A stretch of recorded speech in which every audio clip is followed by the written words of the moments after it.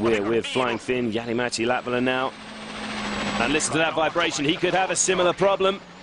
It's a puncture too for Latvala. Unlike Osberg though, Jari and co-driver Mika Antila do decide to get out and change the wheel. Latvala's delay could also cause problems for Sébastien Ogier, who's immediately behind on the road. And back up with Latvala, he's almost completed the tyre switch. Anything around 2 minutes is a solid change. Yes, that's good work there by the Finns. Latvala back on his way, but he too will drop well down the standings after that.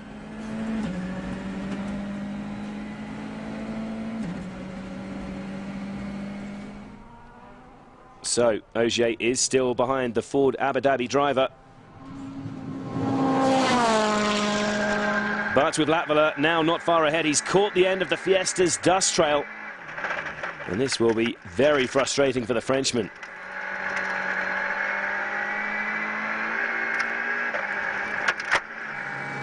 Well, Latvala's made it through to the stage finish, but he won't be a happy man after that setback. Very surprisingly, after maybe 3-4 Ks, I started to feel that the rear left tire is going slow. And yes, there was a puncture, so I don't know what happened. I didn't hit anything, but I have no idea what happened. Ogier just has the last couple of corners to pass through in this stage now. And driving through Latvala's dust doesn't seem to have held him back too much. It has been another impressive run from the Frenchman despite that distraction.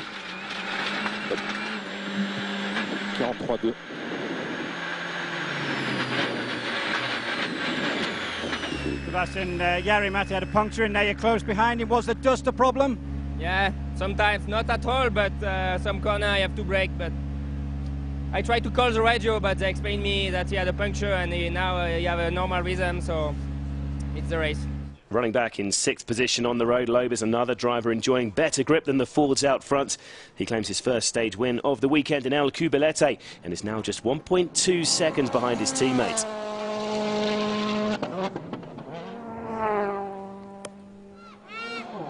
Petter Solberg, meanwhile, is still having a good run this morning. Not quite on the pace of the Citroën Total drivers, the Norwegian is at least the best of the rest as he fights to stay in contention for his first win in almost 6 years.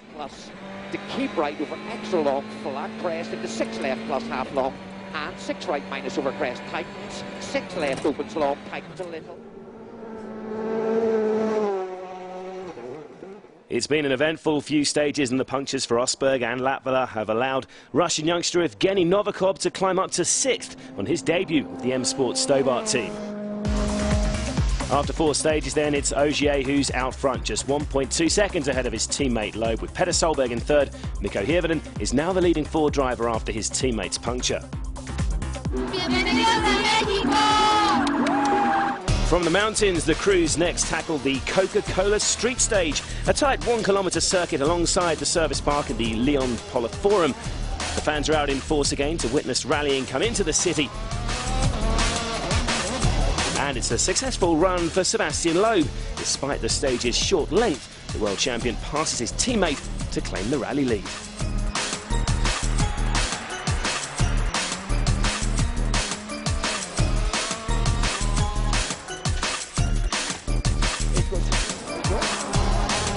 After 5 stages then, it's Loeb who's top of the pile, just 0.7 of a second ahead of Ogier.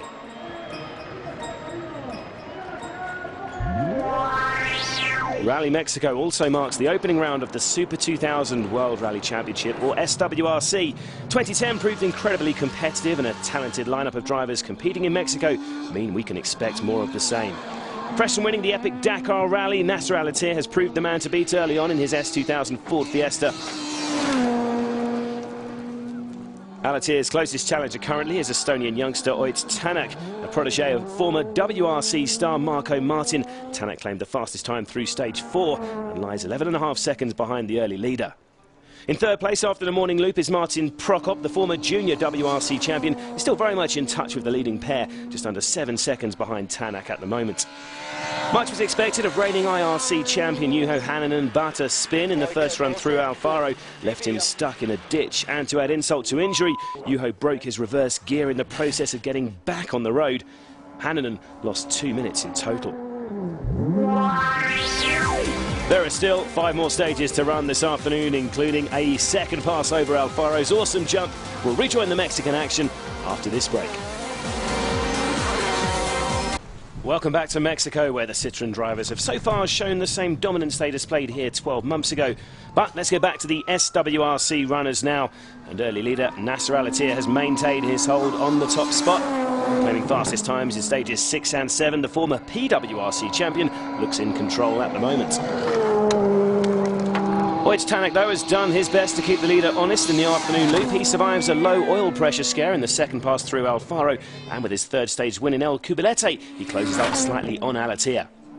Still in third is Martin Prokop. The Czech driver has spent the afternoon searching for the optimum setup for his Fiesta and lies the best part of half a minute behind Tanak. Juho Hannanen hasn't been outside the top 3 stage times all afternoon, but after losing 2 minutes with that earlier off-road excursion, he's not been able to make any great inroads on the leading trio. This is how the SWRC runners lie after stage 8. Al-Attiyah leads the way, 24.2 seconds ahead of Tanak, with Prokop holding the final podium place. Carl Kruder will hope to restart under Super Rally rules on the second day. On to the afternoon loop, and there's little respite in the battle for the top spot between Frenchmen Sebastians Loeb and Ogier. And having lost the rally lead to his teammate on the Lyon Street stage earlier, Ogier's immediately back in front. And another massive leap over the Alfaro jump from Sebastian there. Behind the work Citroëns in his privately run DS3 is our featured driver Petter Solberg. But there is a serious problem for Petter here. He's got a very sick sounding engine and is immediately losing a lot of time. World champion Loeb's also keeping his foot down as he approaches the 6th gear crest. We saw Ogier just pass over. Slightly nose heavy on the landing, but he's got away with that. With Solberg ailing in the stage, you can see Loeb's going to pass him. The Norwegian actually stationary now as they try and get to the bottom of their problem. Solberg's engine issues have promoted everyone behind up a position, including Sweden winner Mikko Hirvonen, who gratefully accepts the final podium place. An impressive feat considering he's been road sweeping all day.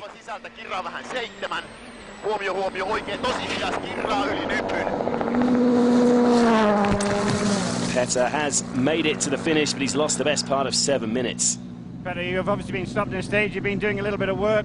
Sounds terrible, what is it? I don't know. It doesn't go. I can't go, no throttle, nothing, you know. That's bad, you know. I'm thinking about championship and, you know, trying to get a good start of season, but that looked bad. Matthew Wilson could now equal his best ever finish of 4th position. But there are problems for Matt too. An electrical problem forces him to stop in stage.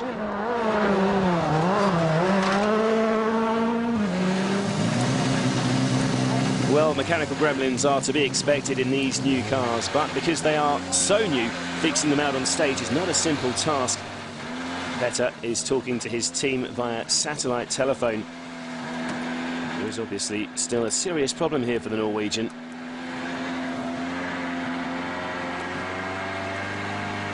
For now, at least, it does look as though Solberg will be able to continue, though.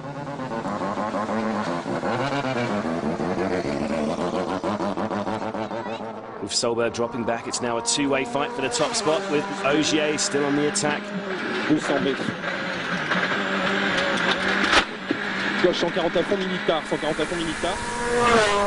1.6-litre DS3 working just as well as its predecessor in these high-altitude stages. Loeb is approaching the end of stage 8 here. Can he get back ahead of his teammate? It's going to be very close.